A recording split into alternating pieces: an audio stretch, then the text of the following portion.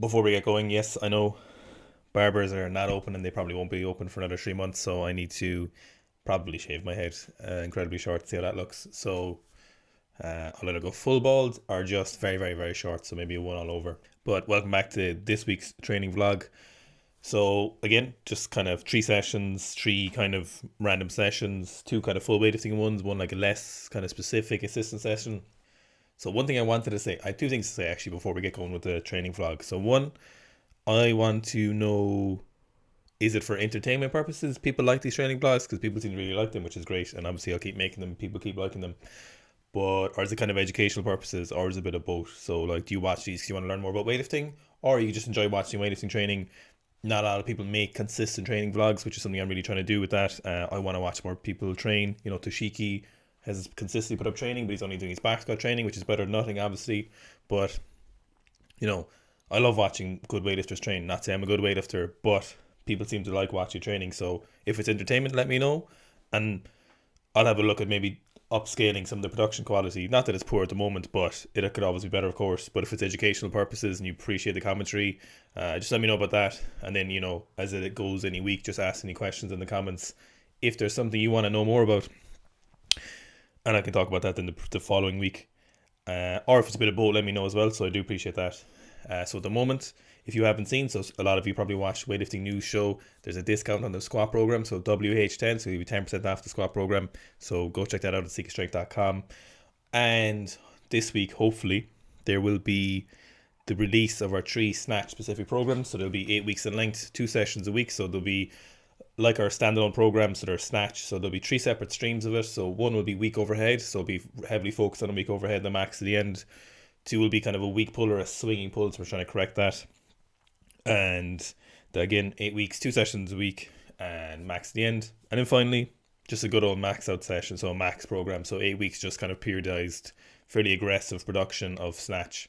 So you can slot it into your training if you're struggling with the snatch at the moment, or you're a CrossFitter or something, or you just want to kind of bring up your snatch with a little bit more focus. So check those out at seekstrength.com. Very, very likely this week in the next few days. So watch our social media channels, whatever, and you can see when they're out. But I do appreciate all the comments as well for the Sport for these training vlogs. So let me know what you like about them. Let me know what you enjoy, and I'll keep at it. Thanks, guys. Right, basically, not to complain of injuries, but this will explain a lot of my decisions for some of the training I'm doing at the moment. But my knees are very sore at the moment. I have, honestly, I'll be fully honest with you, I'm not sure what particular changed in terms of training volume or movement pattern, or maybe it was just something coming for a long time. My knees are just very, very sore. Both knees, left knees particularly more sore sometimes in squats. Actually, this week it was a little bit sore on some of the full lifts. It just is what it is. I'm working on it, a lot of isometrics, and I'll show you some of the stuff I'm doing in my morning obligation, so which I caught this week, and you can see that this will be near the end of this clip, or this video. So just give you an example of stuff I do every single morning for about 15-20 minutes. But basically, this first session was a Monday, and I did some sessions on Saturday and Sunday, so I'm just doing some high pulls today. I'm a reasonable fan of high pulls for a lot of beginner lifters and myself, to be honest. It does help kind of force that activation of pulling on the bar, a third pull. So pulling on the bar and the third pull is very, very, very important. So it adds extra height to the bar, it increases bar velocity, and it also helps you pull yourself under. So there's a lot to pulling in the third, in using your arms in the third pull, and I feel like high pulls do help with that, and they help me with that, and I've used it with a lot of my lifters and they do progress. So here's the squat, and this will explain to you why I'm doing a single rep in the squat. So I did set to 2, and these are just so fucking sore. I'm not complaining in terms of my knees are sore, but it just is what it is. So I was just doing 2 reps, they weren't too bad. The worst part is they're very achy, so it's like worse than sore. So I worked up to 200. I think I did a double of this, 200. You can kind of see I'm favouring my right side as well, so my left side is particularly sore. So I'm going quite slow as well. Speed is quite limited. And then I jumped to 220 for a single. So you'll just see it moved quite well. So it felt a little bit heavy just because I hadn't unracked 220 in a while, but it actually moves pretty strong. Ideally, I would have done a set of 3 to 5 with that on that day, or who knows, if depending on how I was feeling. But such as weightlifting, I suppose. So here we have the second day. So immediately following this day, I got the new Eleiko lasso leather straps, right? Lasso straps are they're hit or miss. Dara doesn't like them. I don't particularly like them after using this. I do like leather straps, though. I am converted to leather straps. You do get a sense of certain grippiness with it, and they'll definitely last longer than regular kind of cotton or nylon straps. Well, cotton for sure anyway. The problem with lasso straps is they loosen frequently, especially on reps. So as you're pulling, they change. Something I noticed, especially with these ones. So obviously they're high quality straps. Eleiko makes high quality stuff, I'll give them that. But the concept of a lasso strap for snatching just isn't good, especially full snatches. And then going into hang snatch, I could feel them loosening as I got onto the second pull. Not second pull, the second. So the second rep, the hang snatch. Noticeably, the problem with this, so obviously it made it a little bit harder to grip, which isn't a huge issue, it's just annoyance. But the bigger thing was I could feel it particularly crashy because I was loosening in the third pull. So as I was, especially in the second rep, it was kind of crashing on me in the overhead a little bit. So you can see it's a little bit off kilter. So still speed is good, positions are decent, but you'll see I'll kind of walk forward. So this is 125, so 1 plus 1. Knees felt actually, they don't feel that bad on the snatch clean jerk on some days. On other days they do. So this particularly it did though. But I also got this. So this is quite a nice set. I'm quite happy with these, how these are progressing.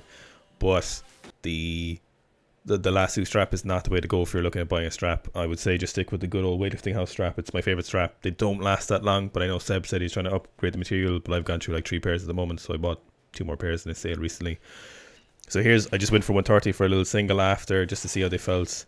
And like you can't see it there, but it felt like a lot of crash to me, and I felt like my wrist was an extreme extension compared to what I normally would, so not a huge fan of them. So then moved on to clean plus power thrust plus clean plus jerk.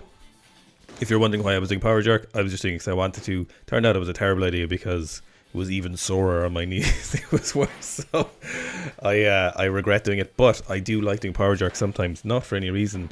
Your power jerk has no bearing basically on your split jerk, but it's just fun to do it sometimes. I just wanted to do something a little bit different that day, so I just worked up to 130. Very, very happy with how my clean is going, as you'll see a later session this week. So 120, that power jerk was okay. Obviously 4 white lights or 4 red lights in the competition, like an extra judge would come in and red light me just for those power jerks. But split jerk is decent. Knees are a little bit, so happy enough with these. Cleans are good. These felt good cleans. They felt nice. They felt like there was power in the bar. It felt fluid, especially the set at 130. Really happy with that. That was the best set. There was great timing for me. Obviously again, 4 fucking red lights. I don't even know if I made that jerk. Nobody knows. It doesn't look like I made it, and I don't think I made it either. And then the second clean, very happy with these. Nice contact to the bar. I'm pulling a lot. I'm meeting it well. There's good bounce, and then a decent split jerk. So then what are we moving on to? Yes, so again, pulls above the knee. I just stuck with 130 that day because I'd done heavier pulls earlier, a few days beforehand at the weekend. So just did sets of like 2 sets of 3 and then 1 set of 5, I think. So these are feeling very good, and I want to kind of keep emphasizing that position because it's paying off for me. I'm really happy how it's progressing my clean. So just for anyone watching, like, you can get better. Like, you can always get better. Things will get better if you just pay attention to it and you go about it right way. If you be consistent with it over the course of weeks, things can get a lot better. If you're diligent with what you're doing and it makes sense, it will get better. You just got to keep working on it all the time, obviously. So this felt quite good. The bar felt nice, like it felt like there was power in the bar, so I was quite happy. Obviously this support German weightlifting t-shirt from weightliftingshop.com is beautiful. Okay, so moving on to this session, right? The camera, I did something where I forgot to bring the memory card for the camera, so I just recorded. So I recorded on my phone anyway to see them. So I did like 7 sets between 115 and 130, and I worked up to 130 for a double, which is good. Most I've doubled in a while. I know I've those triples. Then look at these clean jerks. The left is 150, the right is 140. Most I've clean jerked in a while. So happy with 150. Very, very good. Jerks are a little bit off, but that's by and by. So I was very happy with that session. These are my morning obligations at the moment, so you can't see here because I filmed it like a fucking dumbass, but I'm doing dumbbell overhead walks and then holds at the end of the walks. Bailey's not impressed, so I do those every single morning. So either Turkish get-ups, dumbbell holds, or handstand holds every morning for me because I'm trying to address my issue. She's like some fucking hole in me as well. Anyway, so I'm just doing always ab work in the morning, always loads of ab work. Sometimes it's weighted, so I'm just doing plank drills here, walking forward and backwards. Sorry about the thought angle. I'm so sorry about it. It's so thirsty, but I gotta get fused, lads. I've got to do what I got to do. Then I moved on to side planks, 15 kilo weighted side planks. Like that's not fun to laugh at, lads. It's no fucking joke. I'm pretty happy with these though. So I won't weight the ab stuff every morning. I'll weight it like twice a week, for example. But quite happy with these. Doing like 15-second sets, work up to 18-second sets as it goes on. These are great. Really, really good for front squats. I find these made the biggest difference, and my overhead has improved.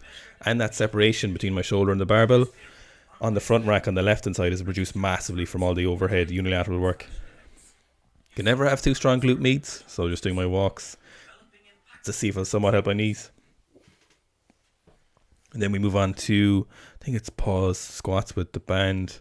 After this, penis skin forearms are coming back in fashion.